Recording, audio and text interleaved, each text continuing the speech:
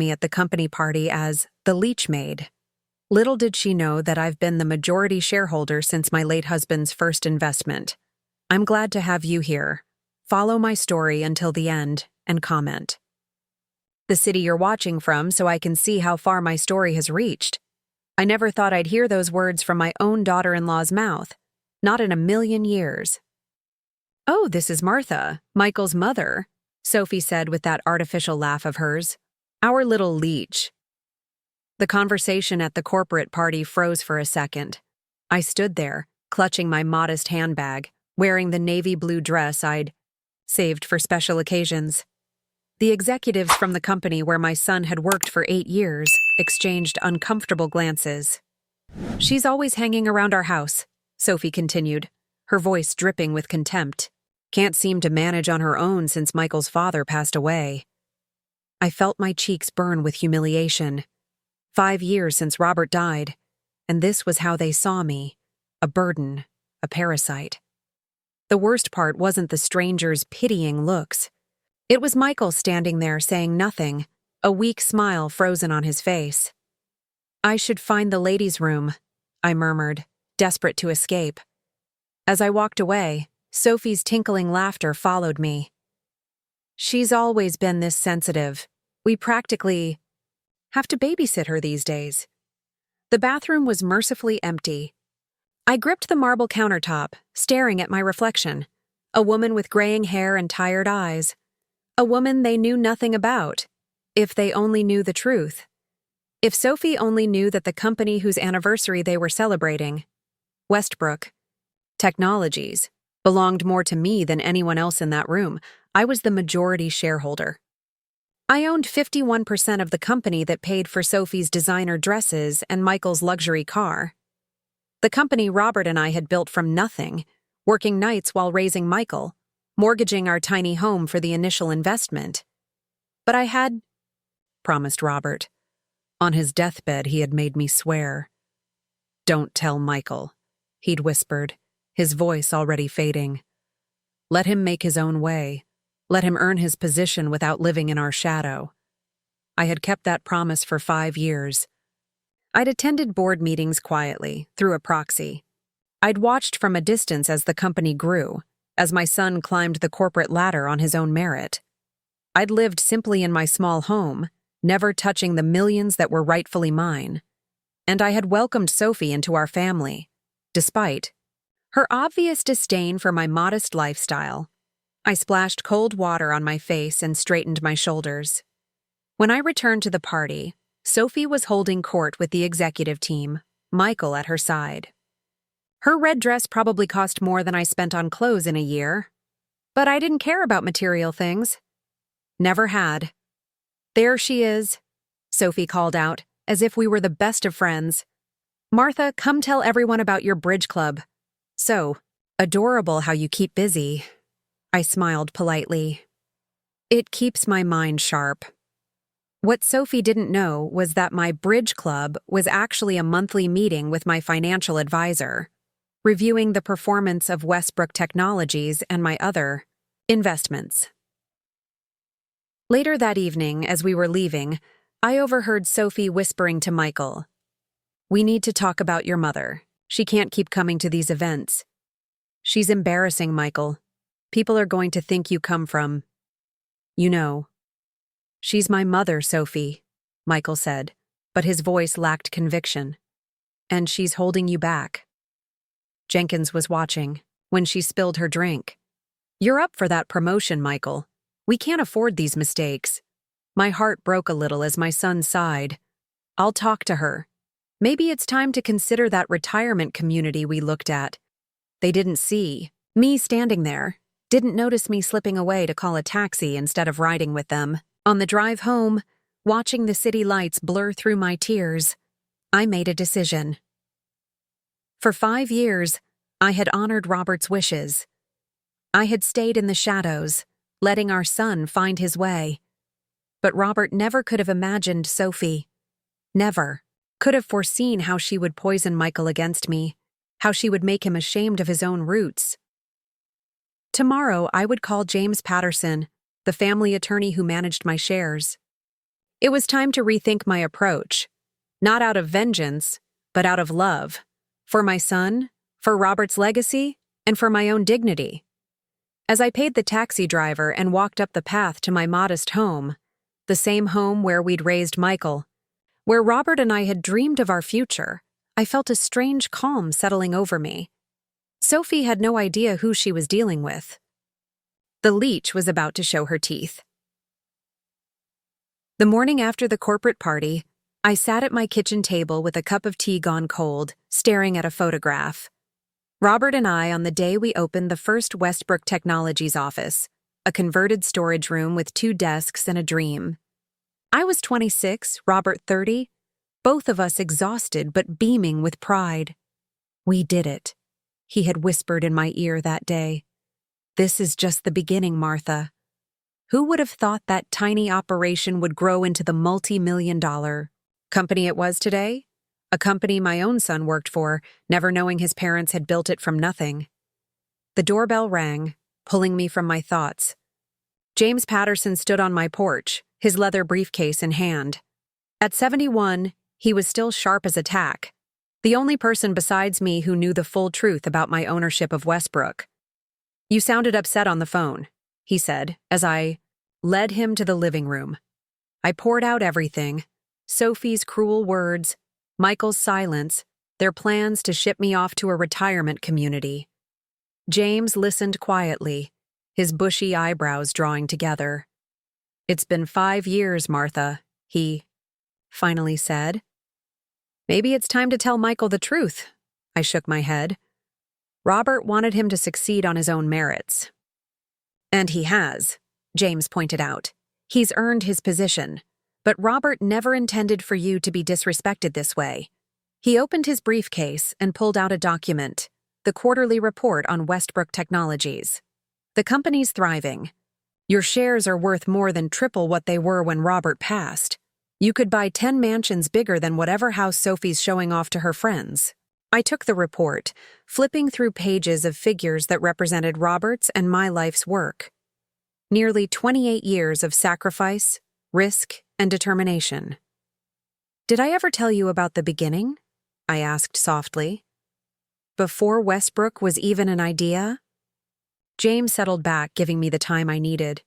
"We were so young when we met," I began. Robert was working as a computer repairman. I was a receptionist at the same company. We lived in that tiny apartment on Maple Street, the one with the leaky ceiling and temperamental heating. I smiled at the memory. Robert would bring broken computers home, fix them in our kitchen. I'd help him with the bookkeeping, order parts. We saved every penny until we could afford to start the business. Those early years had been lean but full of purpose. Robert writing code late into the night while I managed the accounts, handled clients, made cold calls. Both of us terrified and exhilarated as we secured our first major contract. When I got pregnant with Michael, we were scared we'd lose everything, I continued. I worked right up until my water broke, was back answering phones with Michael, in a bassinet beside my desk 3 weeks later. Those memories were so vivid. Nursing Michael between client calls, Robert taking him for walks when I needed to focus, our baby growing up surrounded by the hum of computers and the vision of his parents building something meaningful. Michael saw all of that, I said, but he was too young to remember. By the time he was in high school, the business was successful enough that we could give him a more normal life. Robert wanted him to focus on being a teenager, not on the family business. When Michael went to college, we made the decision not to tell him that his tuition was being paid by the company his parents had built. We sold our home and moved into a smaller house, using the difference to make it appear that's how we were financing his education. We wanted him to find his own path, I explained to James, not feel obligated to join the family business. The irony wasn't lost on me. Michael had found his way to Westbrook anyway, hired on his own merits, working his way up without ever knowing. Then Robert got sick. Cancer. Fast and brutal. He made me promise, I whispered, my voice breaking. In the hospital. right before. He made me swear not to tell Michael about the shares. Said our son needed to stand on his own feet, that the company would be his legacy, but Michael's success needed to be his own. James reached over and patted my hand. Robert was a good man, Martha. But he couldn't have foreseen this situation with Sophie. After Robert's death, I'd transferred most of his shares into my name, maintaining our controlling interest in the company. A small portion went into a trust for Michael that would mature when he turned 40, still 5 years away. As far as Michael knew, his father had left him a modest inheritance, nothing more. Sophie met Michael 3 years ago, I said. From the beginning, she made it clear she thought he could do better than his simple mother, always making little comments about my clothes, my house, suggesting I needed looking after. "And Michael allows this?" James asked, his tone sharpening. I sighed. He's caught in the middle. Sophie's ambitious. She sees him as her ticket to the life she wants. Life you could provide with the snap of your fingers, James pointed out. I stared down at the photograph again. Young Robert and Martha, full of dreams that had actually come true. "I don't know what to do, James," I admitted. "I've kept my promise. But at what cost?" James closed his briefcase with a decisive click.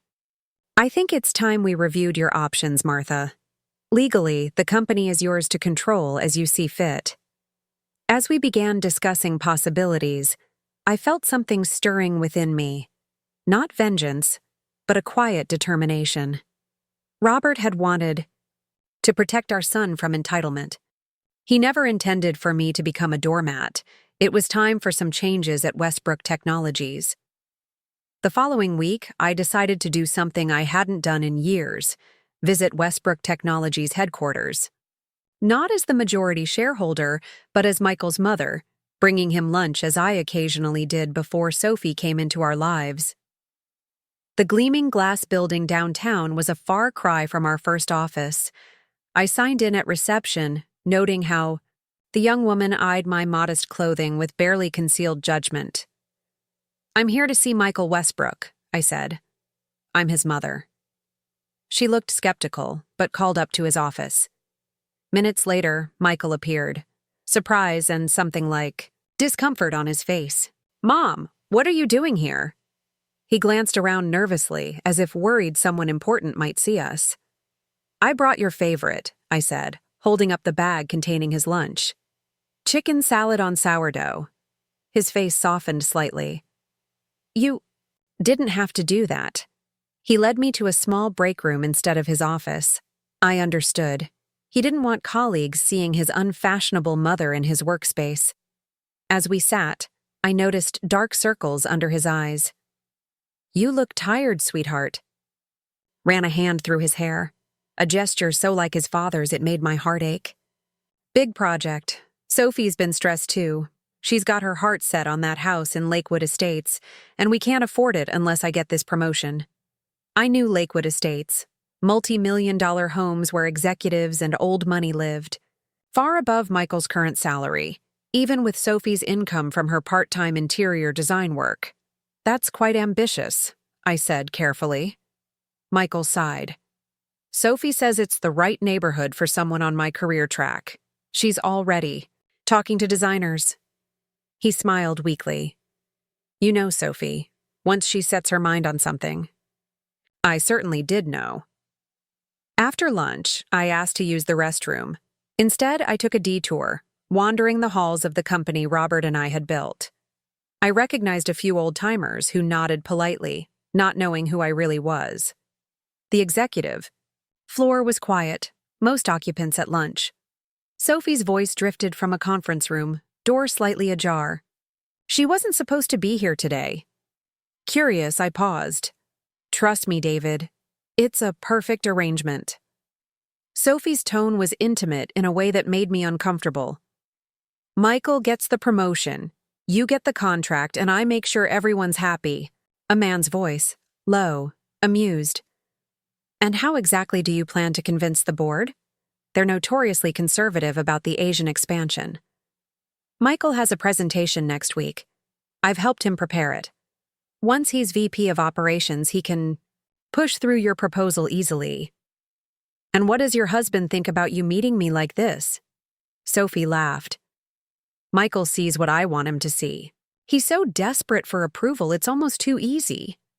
I leaned against the wall, blood pounding in my ears. Was Sophie having an affair? Or was this some kind of business manipulation? There's still the matter of the unknown shareholder. The man, David said. No one seems to know who controls those shares since old man Westbrook died. Michael says his father left everything to some trust. The shares will come to him eventually. Until then, we work with what we have. Speaking of which, there was silence, then sounds that confirmed my worst suspicions. I hurried away, feeling sick. Back home, I called James immediately. He arrived within the hour, bringing along Sarah. Miller, the former CFO of Westbrook, who had retired last year but still served as my proxy on the board. Sophie's involved with someone named David, I explained. They're plotting something involving an Asia expansion, and she mentioned Michael's upcoming presentation to the board. Sarah's expression darkened. That would be David Reynolds. Smooth. Operator. Runs a consulting firm specializing in Asian markets. He's been pushing the board to invest millions in a risky venture. We've been resistant. Until now, James added grimly. If Michael becomes VP of operations and advocates for it, they're using my son, I said, the realization burning like acid. There's more, I continued, explaining Sophie's comment about the unknown shareholder and Michael eventually inheriting. James and Sarah exchanged looks. Martha, James said gently, I think Sophie is planning for the long term. If she believes Michael will inherit controlling interest. She's positioning herself, Sarah finished, setting up influence and connections for when that happens. My hands trembled. And Michael? Where does he fit in her plans? Neither answered, but their silence spoke volumes. There's something else, I admitted. Last night I overheard a phone conversation. Sophie's been pressuring Michael to have me move to Sunset Valley Retirement Community. She says I'm becoming difficult to manage, and it would be better for everyone. James's bushy eyebrows shot up. That's a rather expensive facility. Yes, I said. And apparently Michael would need to sell my house to afford it. The house that was fully paid off. The house that, while modest, was worth considerable money in today's market. This is getting concerning, Martha, Sarah said. Sophie appears to be manipulating both Michael's career and your living situation. I stood and walked to the window, looking out at the garden Robert and I had planted together. I made a promise to my husband, I said quietly, but I don't think he would want this. What do you want to do? James asked. I turned back to them, decision made. I want to protect my son and the company we built, not by revealing everything. Right away. That might just drive Michael further into Sophie's influence. A more subtle approach, then, Sarah suggested. I nodded. I'm going to attend the board meeting next week, not as Martha Westbrook, but as M.R. Wilson, the proxy shareholder. It's time I saw exactly what Sophie and this David are planning. And if Michael recognizes you? James asked. I smiled grimly. Sophie has made it very clear that no one expects to see Martha Westbrook in a boardroom. Sometimes invisibility has its advantages. As James and Sarah left, making arrangements for the meeting, I felt a calm determination settle over me. Sophie thought she was playing a clever game, using my son as a pawn in her ambitions. She had no idea she was playing against the woman who had built the board itself. The day of the board meeting arrived with a pounding rainstorm, fitting for the turmoil I felt inside. I stared at my reflection in the bedroom mirror, barely recognizing myself. Gone was the simple Martha in practical clothes. Sarah had taken me shopping for the occasion, insisting that M.R. Wilson, mysterious major shareholder, would dress this part. I wore a charcoal gray suit with subtle pinstripes, crisp white blouse, and low heels that still felt foreign on my feet. My usually unstyled gray hair had been cut into a sleek bob and colored a rich chestnut brown, close to my natural color before age had taken it. Sarah's stylist had shown me how to apply makeup that enhanced my features without being obvious. "Perfect," Sarah said, appearing behind me. "You look like exactly what you are, a powerful businesswoman who owns 51% of a successful tech company." I touched the delicate gold watch that had been Robert's gift on our 25th anniversary. Robert would hardly recognize me. Sarah squeezed my shoulder. "He'd be proud, Martha. You're protecting everything you built together." The Westbrook Technologies boardroom was on the top floor, with floor-to-ceiling windows overlooking the city. I entered behind Sarah, who had coached me thoroughly on how M.R. Wilson would behave. Confident, reserved, observant. Heads turned as we entered. I recognized most of the board members from the reports James provided, though I'd only met a few in person over the years. Michael sat near the middle of the table, looking nervous. At the far end sat Sophie, who technically had no position at the company, but had apparently been invited for this special presentation. Beside her was a handsome man in his early 40s, David Reynolds, I presumed. "Ah, Sarah," said Richard Foster, the board chairman. "And this must be M.R. Wilson," Sarah supplied smoothly. "Here to observe today's proceedings." Murmurs circulated the room. The mysterious shareholder had sent proxies to meetings for years but had never appeared in person. I nodded politely but said nothing, taking a seat near the head of the table. Michael was staring at me with a slight frown, as if trying to place my face. I kept my expression neutral, though my heart pounded. Would he recognize his own mother, beneath the tailored suit and new hairstyle? His gaze moved on. Sophie leaned over to whisper something to David, both looking suspiciously at me. I opened the leather portfolio Sarah had provided, acting absorbed in the meeting agenda. The meeting proceeded with routine business first. I spoke only when necessary, keeping my comments brief and direct as Sarah had advised. Michael kept glancing at me, that puzzled look returning. Sophie was less subtle, openly studying me with narrowed eyes. Finally, Richard announced, "Next, item, presentation on the proposed Asian market expansion by Michael Westbrook." Michael stood, straightened his tie nervously, and moved to the front of the room. As he began his presentation, I could see Robert in him, the same earnest intelligence, the careful way he explained complex concepts. But I also saw something Robert never had, an undercurrent of desperation, a need to impress at all costs. His proposal involved opening offices in Singapore and Shanghai, with a significant investment in speculative software development tailored to Asian markets. The numbers he projected were ambitious, bordering on fantasy. "As you can see," Michael concluded, "our projected return on investment would be 27% within 18 months, with potential for exponential growth thereafter." I glanced around the table. Most board members looked skeptical. David Reynolds, however, was nodding enthusiastically. "Very impressive, Michael," David said. "If I may add, my consultancy has extensive connections in both markets. We could facilitate immediate entry points, significantly reducing typical startup costs." Sophie beamed at Michael with manufactured pride. I felt ill watching her performance. Richard looked unconvinced. "The investment required is substantial, and these projections seem conservative, actually," David interjected smoothly. "My team has compiled extensive market research." I'd heard enough. I cleared my throat softly, and the room fell silent. All eyes turned to me.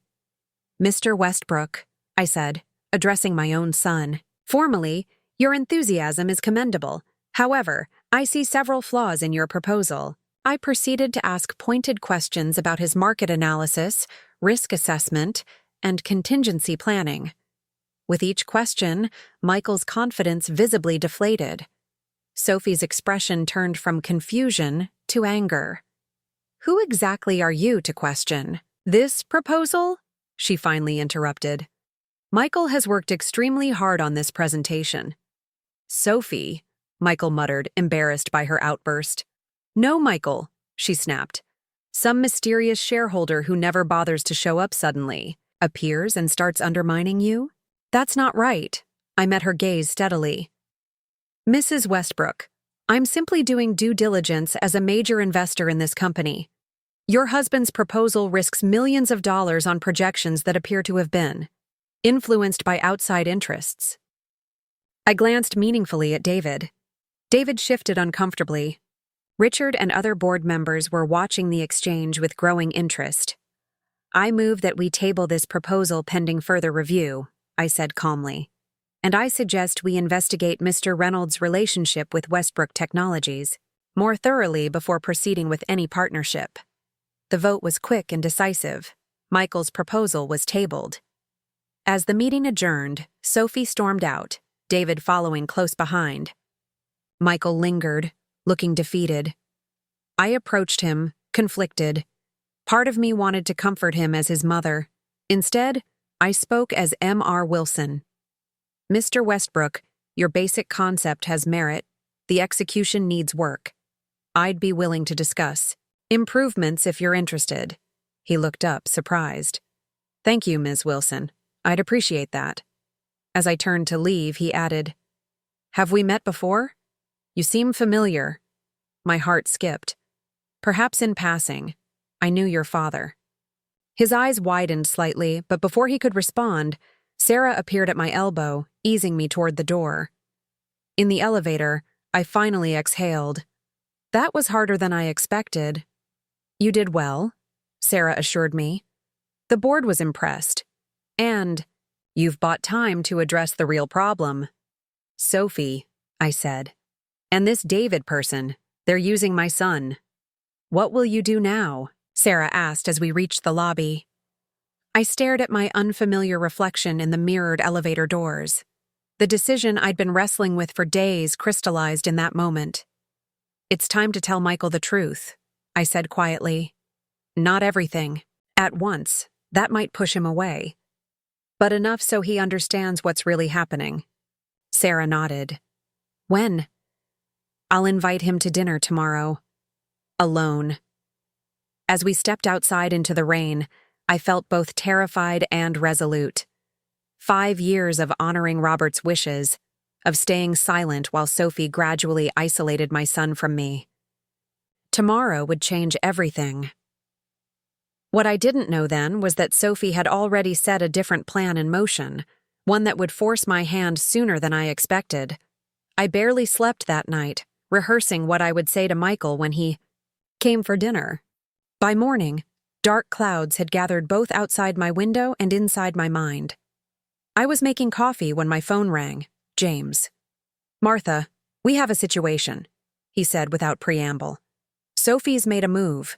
She's convinced Michael to call an emergency board meeting for tomorrow morning.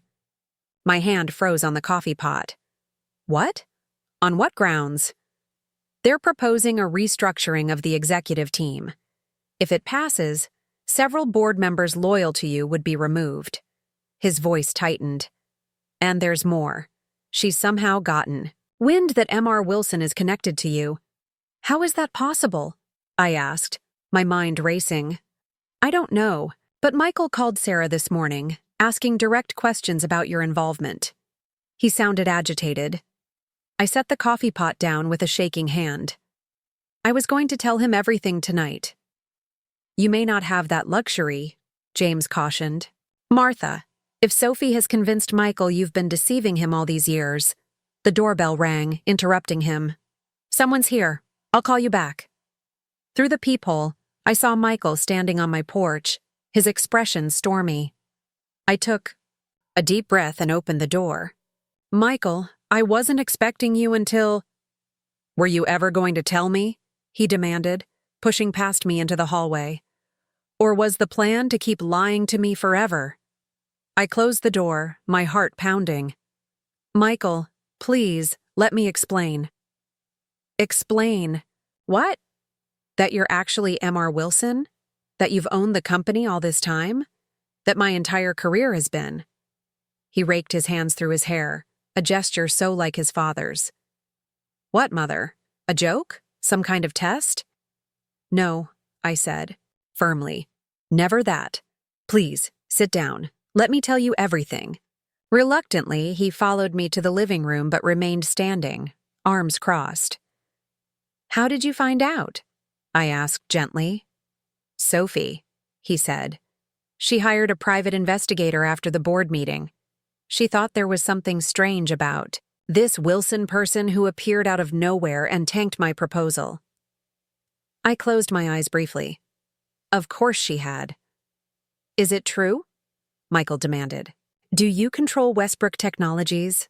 I looked my son in the eyes. "Yes. Your father and I founded the company before you were born.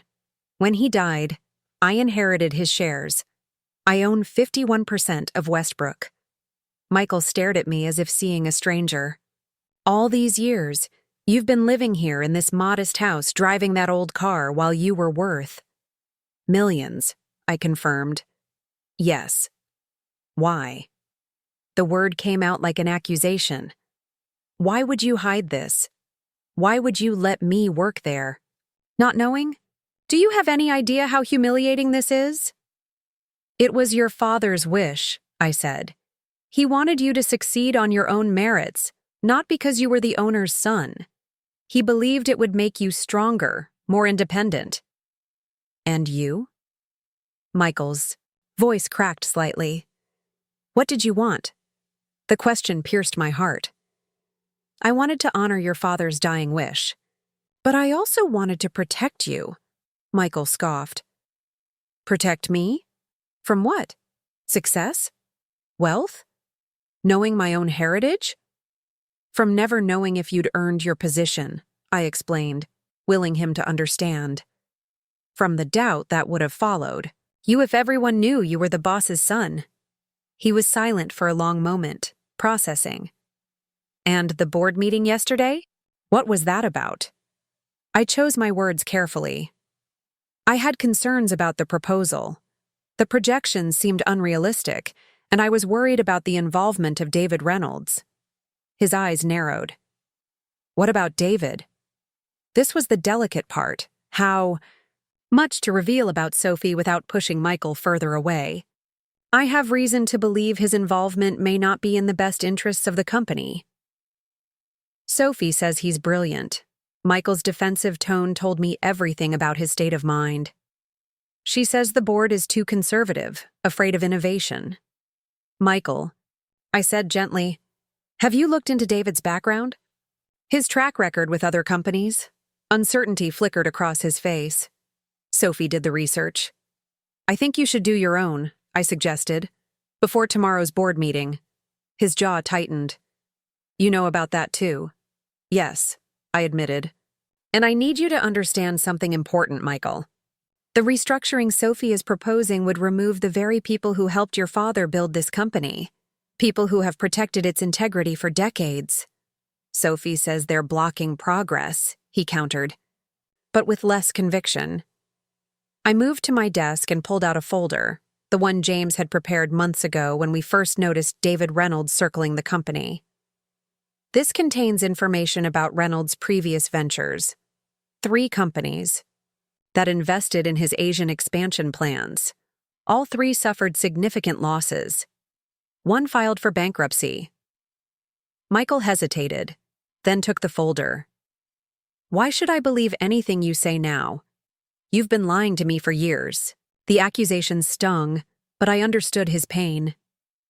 "I haven't been completely honest about my role at Westbrook, that's true, but I have never lied about loving you or wanting what's best for you." He looked away, blinking rapidly.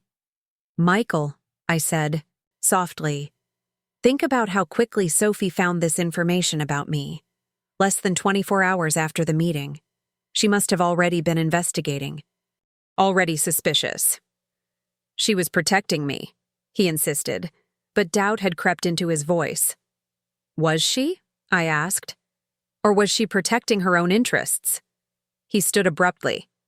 "I need time to think, to process all this." "Of course," I said, rising. 2. "But Michael, please, before tomorrow's meeting, look at that folder and ask yourself why Sophie is pushing so hard for this restructuring." At the door, he paused. All those board meetings over the years. You were there, weren't you? As M.R. Wilson's proxy. I nodded. I wanted to stay connected to what your father and I built. And to you. Something shifted in his expression. Not forgiveness. Not yet. But a crack in his anger. The board meeting. Is at 9 tomorrow, he said. I suppose you'll be there. I will, I confirmed. As myself this time. No more proxies. After he left, I called James and Sarah, updating them on the confrontation. We spent hours strategizing, calling loyal board members, preparing for every possible scenario Sophie might unleash. By evening, I was exhausted but resolved.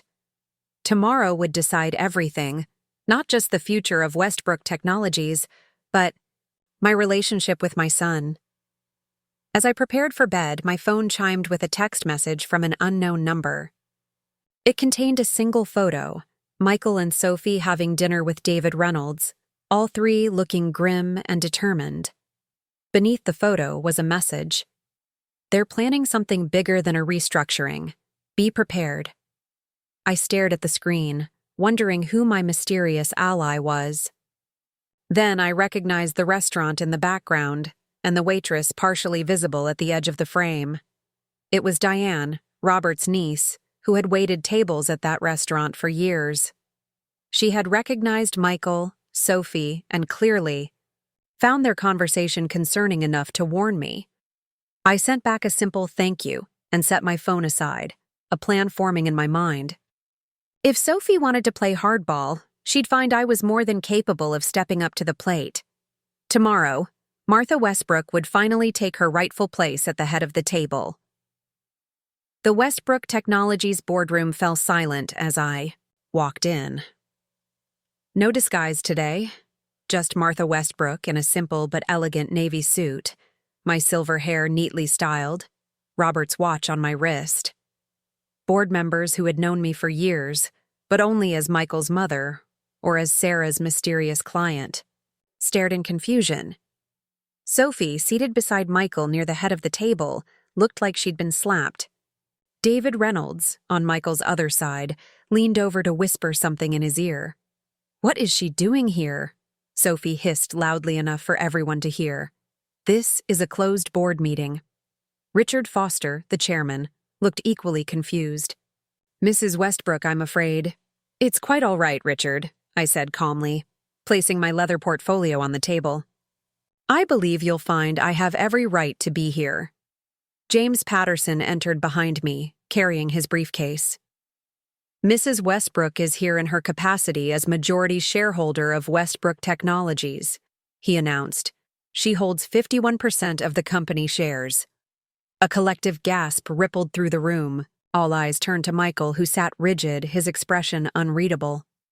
This is ridiculous, Sophie sputtered. Michael's father owned the company. The shares are in a trust until Michael turns 40, I finished for her. Yes, a small portion are. But the controlling interest passed to me upon Robert's death. Richard looked bewildered. But Miss Miller has been voting those shares for years as my proxy, I confirmed, and as M.R. Wilson when necessary. Another shockwave visibly passed through the room. David Reynolds's smooth composure finally cracked. Mrs. Westbrook has documentation confirming all of this, James added, pulling papers from his briefcase, which I'll happily provide to each board member. But perhaps we should address the purpose of today's emergency meeting first. I took a seat directly across from Michael, our eyes meeting briefly before he looked away. The hurt was still there, but something else too. Uncertainty. Yes, let's proceed, Richard agreed, gathering himself. Michael, you called this meeting to propose restructuring the executive team? Michael cleared his throat. Actually, in light of recent information, I'd like to propose a different agenda. Sophie whipped her head around to stare at him. Michael, we discussed this. Stick to the plan. A tense silence followed. Michael looked down at the folder in front of him, the one I'd given him the day before, containing all the evidence about David Reynolds's failed ventures. I spent last night doing additional research, Michael said slowly, about our company's history, about David Reynolds' business record, and about the Asian expansion proposal. He looked up, his gaze moving from Sophie to David to me. I found some troubling inconsistencies. Michael, Sophie warned, her voice tight. He ignored her. Mr. Reynolds has been involved with 3 companies that attempted similar expansions into Asian markets. All 3 suffered significant losses. David's smile turned cold. Markets involve risk, Michael. Your father understood that. My father, Michael repeated, emphasis on the word, built this company with careful growth strategies. He never gambled with his employees' livelihoods. I felt a surge of pride hearing Michael defend Robert's principles. Furthermore, Michael continued, I discovered that the projections in my proposal were based on manipulated data. He turned to Sophie. Data you helped prepare. Sophie's face flushed. You're being ridiculous. I was helping you. Were you? Michael challenged. Or were you helping David secure a multi-million-dollar consulting contract? David stood abruptly. I don't have to sit here and listen to these accusations. Actually, you do, I interjected, because the board should also know about your previous relationship with international tech partners, the company you recommended as our Asian manufacturing partner. I nodded to James, who distributed more documents. A company where you were previously a silent partner and still receive consulting fees, the board members murmured as they reviewed the evidence. This is a witch hunt, David snapped. Michael stood slowly. No, it's due diligence. Something I should have done before bringing this proposal forward. He faced the board. I withdraw my proposal for Asian expansion and recommend we sever all ties with Reynolds Consulting. Michael! Sophie grabbed his arm. You're ruining everything. He pulled away from her. No, Sophie, I'm stopping us from making a terrible mistake. He turned to face her fully. Just like I'm stopping us from making a terrible mistake about my mother. Sophie's expression turned venomous. Your pathetic mother has been lying to you for years. She's been controlling your career, manipulating everything from the shadows. My mother, Michael said quietly, has been honoring my father's wishes while protecting the company they built together. He looked at me then, his eyes softening. Something I'm only beginning to understand. Richard cleared his throat. In light of these revelations, I believe we should adjourn to consider next steps. As the board members filed out, Sophie remained seated, her face a mask of fury. You've ruined everything, she hissed at me. We had it all planned, the promotion, the house, everything. You had it planned, Michael corrected her, using me as your stepping stone. Don't be naive, Michael, she snapped. Everyone uses, everyone. Your precious mother used you too, keeping you in the dark while she controlled everything. There's a difference, he replied. She did it out of love. You did it out of greed. Sophie grabbed her purse and stood. This isn't over, she threatened, glaring at both of us before storming out, David trailing behind her. Finally, Michael and I were alone in the boardroom. I'm still angry with you, he said after a long silence. You should have told me the truth. Years ago? I know, I admitted. Keeping your father's promise became a habit, then a shield. I was afraid if I told you, I'd lose you. Instead, you almost lost me to Sophie's manipulations. He shook his head. When did you know? About her and David? I suspected at the company party, I said. Then confirmed it when I overheard them at the office. He nodded slowly. Last night, after I left your house, I called some former colleagues who had worked with David. Everything you said was true. His voice caught. And then I started wondering what else you were right about. Sophie? I asked gently. I checked. Her phone while she was in the shower, he admitted. The text between her and David. They've been planning this for months. using me as their ticket into the company.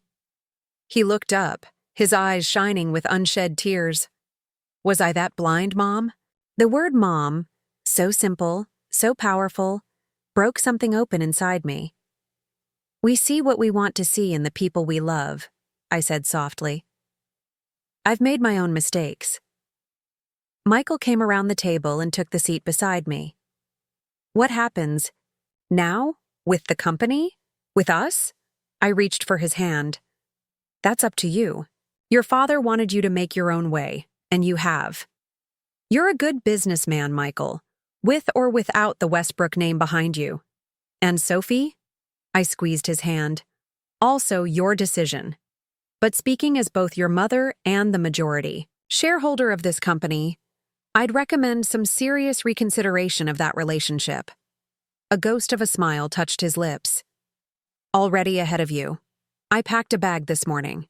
2 months later, I sat in the same boardroom, watching with pride as Michael presented a new proposal, a carefully researched plan for expanding our educational software division. Sophie was gone from his life, though the divorce proceedings were just beginning. David Reynolds had disappeared, moving on to other potential marks. Michael had moved into the guest house on my property temporarily, he said, though we both knew he was healing from more than just a failed marriage. He was reconnecting with his roots, with the legacy his father and I had built.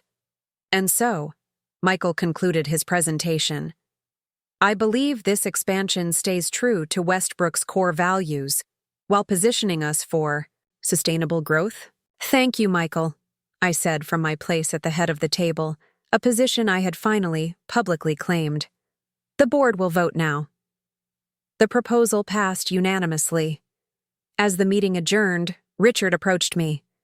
Martha, I've been meaning to tell you, Robert would be proud of how you've handled everything. I smiled, touching the watch on my wrist. I think he would be prouder of Michael for finding his own way, just as Robert wanted. Later that evening, Michael and I sat on the back porch of my home, our home, watching the sunset, much as Robert and I had done for so many years. Mom, he said thoughtfully, I've been thinking about the company name. Oh? I took a sip of my tea. Everyone associates Westbrook with Dad, but you were always there too. Maybe it's time for a small change. Nothing dramatic, just acknowledging the full story. What did you have in mind? I asked. Westbrook and Wilson Technologies, he suggested, honoring both legacies. I felt tears prick my eyes. Your father would like that. And the mysterious M.R. Wilson? Michael asked with a small smile. Will she make any more appearances? I laughed softly. I don't think so. Martha Westbrook is finally ready to step into the light. As the last rays of sun gilded the garden Robert and I had planted, I felt a sense of peace settle over me. Sophie had called me a leech, never knowing that I was actually the foundation of everything she coveted. Now the truth was out, and with it came not the revenge I might have sought, but something far more valuable: redemption, reconnection, and the chance to finally honor both Robert's legacy and my own. Sometimes, I reflected, the greatest power comes not from hiding in the shadows, but from finally stepping forward to claim your rightful place in the sun.